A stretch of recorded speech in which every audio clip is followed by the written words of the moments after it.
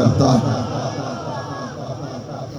اور فرماتے وَكَأَنَّ الشَّمْسَ تَجْرِي فِي وَجْهِهِ، لگتا ایسے تھا کہ سورج بھی حضور کے چہرے سے طلوع ہوتا ہے.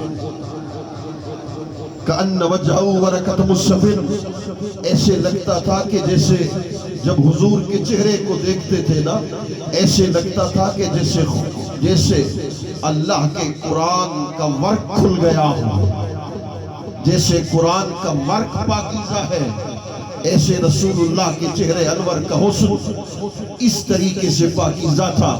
اعلیٰ حضرت فرماتے ہیں کہ چاند سے منہ پہ تاباں درخشاں درود، ملح آگی صباحت پہ لاکھوں سلام. فرماتے ہیں کہ رسول اللہ کا سر انور کیسے تھا، جس کے آگے سر سروراں خم رہے، جس کے آگے سر سروراں خم رہے. جہاں بادشاہ بھی اپنے سروں کو جھکا دے نا، وہ رسول اللہ کی ذات ہے جس کے آگے سر سروراں خم رہے. اس سرتاج رفعت پہ لاکھوں سلام. اعلیٰ حضرت جو میں سنانا چاہتا نا، ہاتھ جوڑ رہا ہوں، اٹھے گا کوئی نہیں. 10-15 منٹ میں بات کو ختم کر دینا ہے. اسی ایک شعر کو سنانے کے لیے میں نے 3 شعر پڑھے. اعلیٰ حضرت فرماتے ہیں کہ حضور کی زلفیں کیسی تھی، حضور کی زلفیں کیسی تھی. صحابہ کہتے ہیں رجل شعر، حضور کی زلفیں زیادہ گھگریالی نہیں تھی. اب میری طرف دھیان کرنا ہے، دل سے سننا ہے کہ جب رات کا وقت ہوتا تھا حضور اپنی زلفیں بکھیر کے بیٹھتے تھے. حضور کا چہرہ حضور کی زلفوں میں چھپ جایا کرتا تھا. تو پھر اعلیٰ حضرت فرماتے ہیں لیلۃ القدر میں مطلع الفجر حق. فرماتے ہیں خدا کی عزت کی قسم، جب حضور کا چہرہ حضور کی زلفوں میں چھپتا تھا، ایسے لگتا تھا کہ شب قدر کا طلوع ہو چکا ہو. ایک بات تو اعلیٰ حضرت کی نا، ایک بات میں اپنی کر دیتا ہوں. عاشق رسول کا پوتا ہوں، ایک صوفی کا بیٹا ہوں. اب بات سنتے جاؤ. لیلۃ القدر میں مطلع الفجر حق.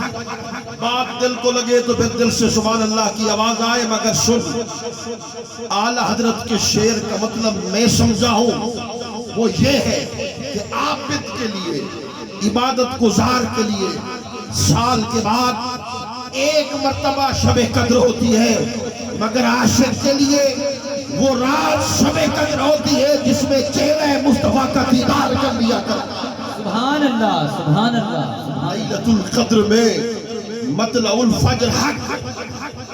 چلو بات روک رہا ہوں، میرا وہ موضوع نہیں، مگر بات یاد آئی ہے تو کرتا جاؤ. قرآن نے کہا، توجہ ہے نا، توجہ ہے، وہ دل سے کہے سبحان اللہ. میں لاہور کا سفر طے کر کے بیٹھا نہیں، بس وضو کر کے ادھر آ گیا ہوں، مگر توجہ کے ساتھ اس بات کو سننا ہے. قرآن کہتا ہے اِنَّا أَنزَلْنَاهُ فِي لَيْلَةِ الْقَدْرِ. ہم نے قرآن کو لیلۃ القدر میں نازل کیا. ملا کہتے ہیں جی یہ میلاد پاک ہر سال کیوں مناتے ہو؟ جس رات حضور کی ولادت ہوئی بس اس رات تو میلاد منانا درست ہے. بات کے اندر میلاد پاک کیوں مناتے ہو؟ یہ سوال کرتے ہیں. میں آپ سے سوال کر رہا ہوں. قرآن کہتا ہے کہ ہم نے قرآن کو لیلۃ القدر میں، شب قدر میں نازل کیا.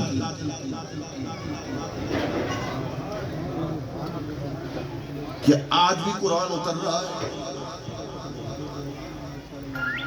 بولیے نا، کیا آج بھی قرآن اتر رہا ہے؟ پھر شب قدر کیوں آتی ہے؟ نہیں سمجھے؟ پھر شب قدر کیوں آتی ہے؟ وہ شب قدر پہلی شب قدر کی یاد منانے کے لیے ہر سال آتی ہے. اگر سنی میلاد پاک کا جشن مناتا ہے تو پہلی رات کے جشن کی یاد تازہ کرنے کے لیے. لیلۃ القدر میں مطلع الفجر حق. مانگ کی استقامت پہ لاکھوں سلام. والنجم اذا ہوا، قسم ہے ستارے کی تین نکتے ہیں، اس پر بڑے نکتے پیش کیے جا سکتے ہیں، مگر تین نکتے بڑے خوب ہیں۔ نجم سے کیا مراد ہے؟ امام جعفر الصادق نے کہا نجم سے مراد رسول اللہ کی ذات اقدس ہے۔ نجم کا ایک معنی ہے سریہ۔ سریہ سریہ کہتے ہیں 7 ستاروں کی کہکشاں کو، جرمٹ کو سریہ کہتے ہیں۔ بعض کہتے ہیں 11 ستاروں کی کہکشاں کو، جرمٹ کو سریہ کہتے ہیں۔ میری طرف توجہ کرنا ہے، اگر یہ 2-3 باتیں دل میں بیٹھ گئی نا تو ایمان تازہ کر جائے گی۔ یہ جب یہ ستارے آج رات تو نہیں چمک رہے، جب ستارے چمکتے ہیں تو ان ستاروں کے درمیان سریہ 7 ستاروں کا جرمٹ وہ بھی چمکتا ہے۔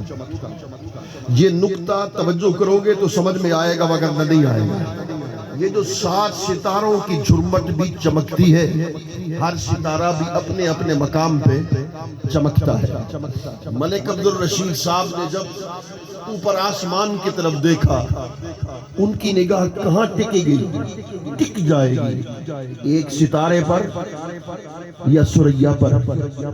بولیے نا، جب تک آخر تک مجھے جواب نہیں ملے گا آگے نہیں چلوں گا۔ کہاں ٹکے گی نگاہ؟ بولیے سریہ پر، اس لیے کہ اس کا نور زیادہ ہے، وہ دیکھنے میں بڑی بھلی لگتی ہے۔ اب سن، پہلا نکتہ ہے، محبوب میں نے تمہیں ستارہ کیوں کہا؟ ستارہ کا مطلب ہے سریہ۔